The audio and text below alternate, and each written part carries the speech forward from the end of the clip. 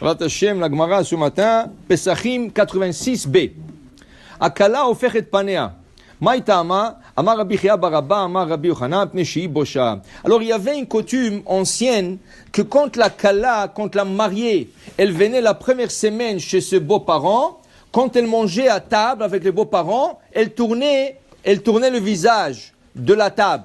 Ça veut dire qu'elle ne mangeait pas à visage vers la table, le visage était vers l'extérieur de la table. Maïtama, quelle a raison? Mipnei Shehi Bosha, parce qu'elle a honte. Elle a honte, elle est toute nouvelle dans la famille, alors elle a un peu honte et tout ça. Alors elle ne veut pas, pour ne pas lui faire honte, c'était une coutume comme ça. Rav Huna, Bere de Rav Natan, Nikla le Rav Nachman bar Yitzchak. Il y avait un rabbin qui s'appelait Rav Huna bar Natan, il est venu visiter Rav Nachman bar Yitzchak. Amrou lo ma shemach. Il dit, comment tu t'appelles? Amar lo Rav Huna. Amrou netiv marapuria. Si et vous? Yativ, il s'est assis. Yavu le kassa, ils lui ont donné un verre de vin. Kable bechadzina, tout de suite il a pris. Veshatie betrezimni, il a bu en 2 traits. Velo adarapé, il ne s'est pas tourné le visage de la table. Amroulé, ils lui ont posé la question suivante. Maïtama karit lach Ravuna. Pourquoi on t'appelle Rav Huna? Il dit quoi que c'est? Amarlo Baal Shemani. Il dit, oh, Rachidi, depuis que j'étais petit, on m'appelait Rav Huna. Okay? Ça veut dire qu'ils lui ont posé la question. Pourquoi, quand tu as posé la question, pourquoi tu as dit Rav Huna? Il fallait dire Huna. Tu t'appelles Huna, pas Rav Huna. Okay? Il dit, non, depuis mon jeunesse, on m'appelait Rav Huna. C'est mon prénom. Son prénom, c'est Rav Huna. Rav, c'est pas le titre. Rav, c'est le prénom. Rav Huna. Okay? Après, Maïtama, qui amrou l'achnetiva puria tafta. Quand on t'a dit asseyez-vous sur le lit, ça veut dire sur le fauteuil là-bas, sur la table, asseyez-vous, tu t'es assis tout de suite. Amarlou, kol ma shoma lecha baal habayit aseh chutz mitzeh. Vous m'avez demandé de m'asseoir. Vous êtes le baal habayit, vous êtes le maître de la maison. Tout ce que le maître de la maison te dit de faire, fais. Il te dit assis-toi, tu t'assois. Il te dit relève-toi, tu te lèves. Okay? Sauf une chose, il te dit sors, tu dis je reste ici. Ça, mais vous m'avez demandé de m'asseoir. Je me suis assis. Donc, Maïtama, quelle raison il lui pose la question?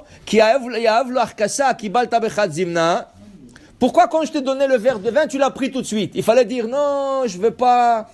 Pourquoi tout de suite tu l'as pris? Il dit non, pourquoi? Amar lehu, mais sarvim la katan, ven ma sarvim la gadol.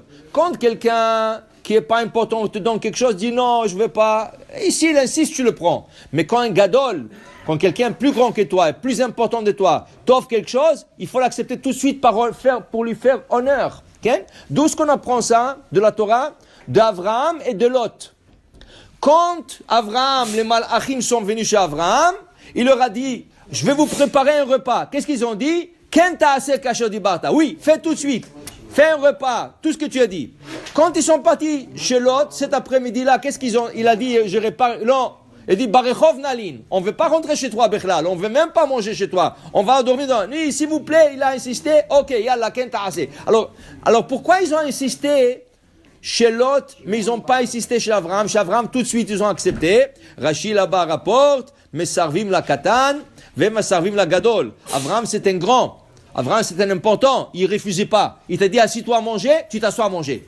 L'autre, c'était plus bas niveau qu'Avraham. Alors, il lui a dit, vous mangez chez moi. Il dit, non, on préfère dormir dans la rue. Il a insisté, ils sont rentrés chez lui. Mais pour te dire, quand quelqu'un de plus important de toi t'offre quelque chose, accepte-le, par respect vers la personne.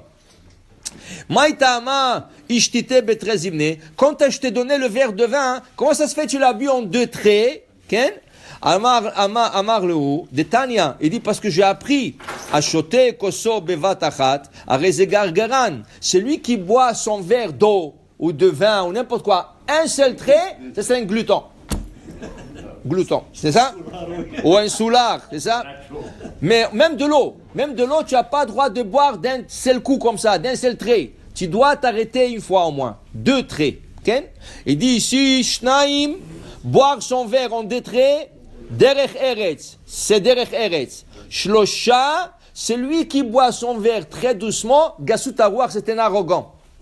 Alors par exemple, il y a maintenant des jeunes, ils ont toute une mode, ils n'ouvrent pas la canette.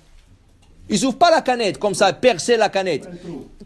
Un petit trou, et toute la journée, il est capable de boire cette canette, des petites gorgées, il peut la boire en 4 heures. Ça, c'est l'arrogance. Ça, c'est l'arrogance, tu n'as pas le droit. Tu dois boire d'une manière normale. D'une manière normale. Et c'est quoi la manière normale? 2 traits. Il dit, la Gemara, il explique aussi, la Gemara nous explique, ça dépend aussi du verre. Si tu as tout un petit verre, tu vas pas prendre 2 traits, comme le chat qu'ils appellent. Oui, le petit verre là, d'un once, ou un chat. C'est fait pour boire en un seul trait. Mais quand tu as un grand verre, tu le bois même en 3 s'il faut, s'il est trop grand. Par exemple, quand tu vas acheter un café, est-ce que tu veux small, medium ou large? Le large, tu ne vas pas le boire en 2 traits. Hein? Alors, c'est ça. Ça dépend du verre, mais un verre normal se boit en 2 traits. Après, la Gemara dit, quand tu as bu, pourquoi tu nous as regardé? Pourquoi tu n'as pas tourné le visage? Amar Leo, Kala ofechet pane. A dit, je ne suis pas un Kala, moi. Cette halakha est dite pour une Kala, mais pas pour un homme. Okay? Alors il dit, c'est pour ça que j'ai bu, normal. Je n'avais pas. Le Kitsour, il voulait l'avoir. Et Baruch Hashem, il avait la réponse pour tout. Mais pour te dire qu'ils étaient très méticuleux sur le derech eretz. Ça va la manière de conduite, la manière de s'asseoir à table et la manière de manger, c'est très important. Okay? Tu manges avec une fourchette, avec un couteau. Okay? Tu manges quand tu attends. Quelqu'un prend une salade, tu attends, tu mets pas ta fourchette, tu prends dans ton assiette, tu prends pas du bol directement. Il y a des choses qui paraissent banales, mais pour la Torah, c'est derech eretz. On dit derech eretz kadma la Torah. La manière de conduite dans la table, dans la rue, tout ça, c'est même avant la Torah, c'est pour le respect de la Torah. Baruch Adonai le'olam, amen ve amen.